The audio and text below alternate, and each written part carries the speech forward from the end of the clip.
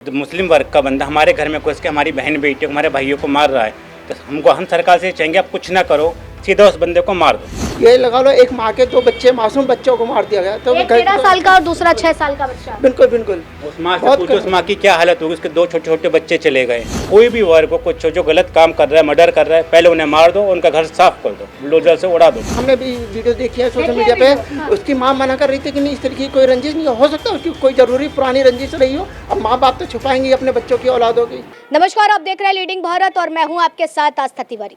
बदायूं की घटना जो शर्मसार करने वाली है और उसी के साथ साथ ये भी आवाज़ उठा रही है कि जिस तरीके से साजिद का एनकाउंटर तो हो गया है, लेकिन अब जावेद की जो धुनाई चल रही है, उसको ढूंढा जा रहा है, तो उसको क्या कुछ सज़ा मिलनी चाहिए। लगातार अगर बात की जाए तो इस घटना ने हर किसी का दिल दहला दिया है। इसी को लेकर के मैं आम जनता के बीच आई हूँ और आम जनता से जानूंगी कि अगर बात की जाए यूपी में, जहाँ एक तरफ यहाँ के मुख्यमंत्री ये बात कहते हैं कि अगर कोई अपराधी अपराध करता है तो उसके लिए चौराहे पर ही यमराज खड़ा मिलता है, तो यकीनन जब इस तरीके की चीज़ें होती हैं तो किस तरीके से सज़ा की मांग आज हर एक व्यक्ति कर रहा है। आइए चर्चा करते हैं और जानने की कोशिश करते हैं।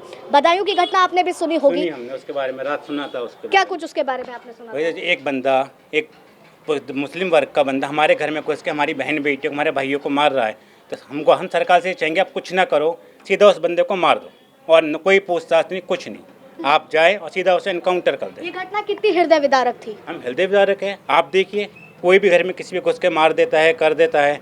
हम तो सरकार से यही गुजारिश करेंगे, उस बंदे को पकड़ो और सीधा मार दो। कुछ नहीं पूछना कि तुमने क्यों मारा, क्या वजह थी, पहले मार दो, बाद में एनकाउंटर तो उसका हुआ है, उसको लेकर के क्या? भाई भी तो मैम अभी जिंदा है।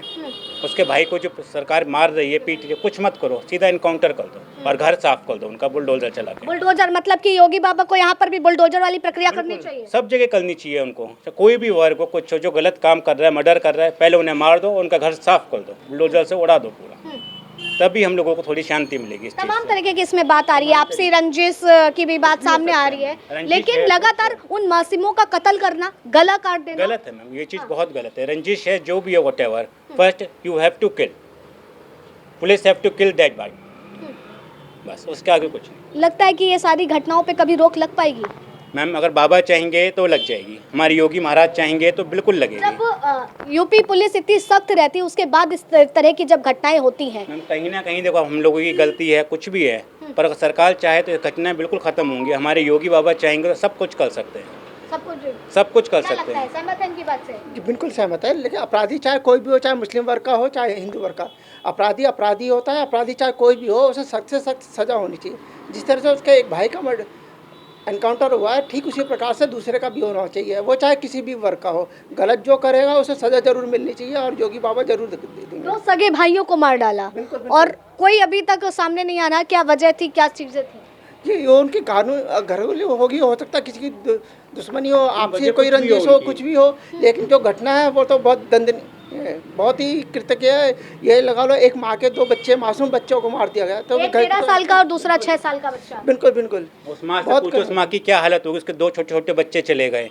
हम तो सरकार से ये गुजारिश करेंगे कि उसे उन दोनों भाइयों को भी मार दिया जाए, खत्म, पूरा परिवार उनका बुलडोजर चला दिया जाए।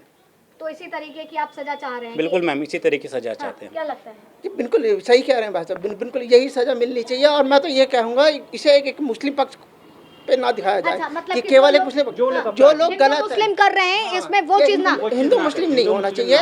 गलत जो कर रहा है, गलत को सजा सख्त से सख्त मिलनी चाहिए और बाबा के राज में ये मिलेगा। और बाबा दिखा रहे हैं, चाहे हिंदू हो चाहे मुस्लिम, चाहे जो गलत करेगा उसे सजा मिलेगी, जरूर मिलेगी, और ऐसा ही कानून होना चाहिए। अब तो डीजीपी प्रशांत कुमार इन सारी घटना को देख रहे हैं, उनके अंडर में सारी चीज़ें आ गई हैं, क्योंकि उस नाई की जो हत्यारा था उसका दुकान सब जला दिया गया है। ये तो है। देखो पब्लिक क्या है, पब्लिक सहा नहीं जाता, पब्लिक इकट्ठा हो जाती है, कहीं से दुर्घटना होती है, कहीं आपस में होती है। आपसी मोहल्ले का है, अगर कोई मुद्दा होता है तो पब्लिक जरूर सड़कों पे उतर जाती है।